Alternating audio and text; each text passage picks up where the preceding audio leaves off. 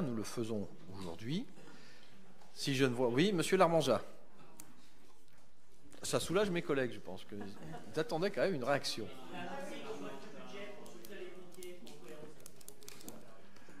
Allez-y, monsieur Larmanjat. Monsieur le Président, mes chers collègues, mesdames et messieurs, la crise agricole gronde et nos agriculteurs sont épuisés de voir comment les marchés dérégulés les plongent dans la précarité financière. Nous avons débattu de ceci ce matin. Nous aurions donc pu espérer, à l'aune de ce budget, voir les crédits dédiés à l'agriculture augmenter de façon notable. Ils n'ont en effet pas évolué depuis 2015, maintenant 9 ans. 2024 aurait pu nous permettre d'afficher un soutien particulier à la profession, notamment en matière de restauration collective, agri-locale, qui a fait partie aussi du débat ce matin. Cité dans le vœu que nous avons émis est certes un bon outil pour la commande publique départementale, mais il ne permet pas d'atteindre les objectifs de la loi Egalim, loin s'en faut dans l'un.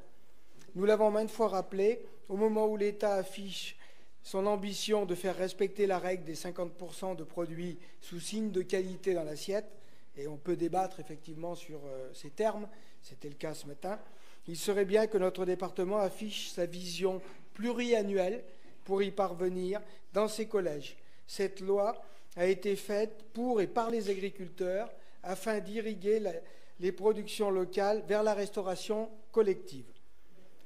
Ce budget ne participe pas non plus au rattrapage des politiques publiques que vous avez décidé d'amputer. Nous déplorons par exemple que le budget culture ait perdu près de 100 000 euros, mais nous avons déjà eu l'occasion de le dire, par an depuis 10 ans, alors que notre pays se déchire et que les valeurs républicaines s'abîment. Nous aurions grand besoin de culture pour fédérer les habitants et promouvoir le vivre ensemble. Le milieu culturel départemental ne s'en porterait que mieux. C'est aussi l'accès le plus large à la culture qui est en jeu. Vous avez pourtant eu, et vous venez de le rappeler, Monsieur le Président, cette chance inouïe de pouvoir compter de longue date sur une fiscalité exponentielle des droits de mutation à titre onéreux.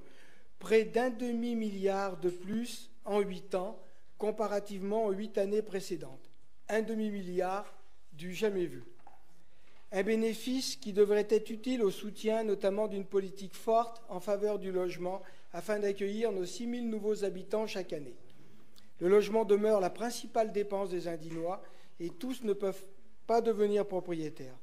Bien sûr, les décisions nationales, et on a toujours été à vos côtés là-dessus, ont un impact très négatif sur la production du logement social. Mais le département ne doit pas fuir ses responsabilités.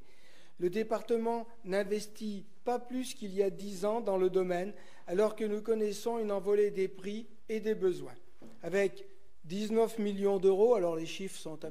Nous, on avait trouvé 19 millions d'euros. Pierre a parlé de 15 et quelques, de mémoire, ou 17 d'euros de dépenses aujourd'hui, un montant guère plus élevé qu'en 2015. Notre effet levier a du coup diminué de près de 25%. Nous devons à ce secteur un effort financier supplémentaire pour accompagner notre ambition. Il faudrait au bas mot consacrer 5 millions de plus à la production de logements, ne serait-ce que pour corriger, malheureusement, l'effet inflationniste du coût de la construction. Sur le plan médical, nous ne pourrons pas nous résoudre aux difficultés de recrutement de médecins salariés.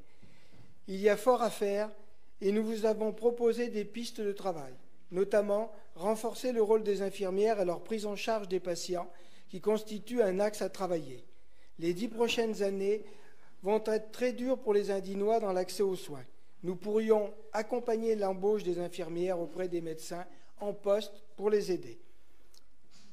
Le budget vert permet de qualifier chacune de ces lignes à l'aune de leur impact environnemental, à savoir 138 millions d'euros sur les 770 de notre budget.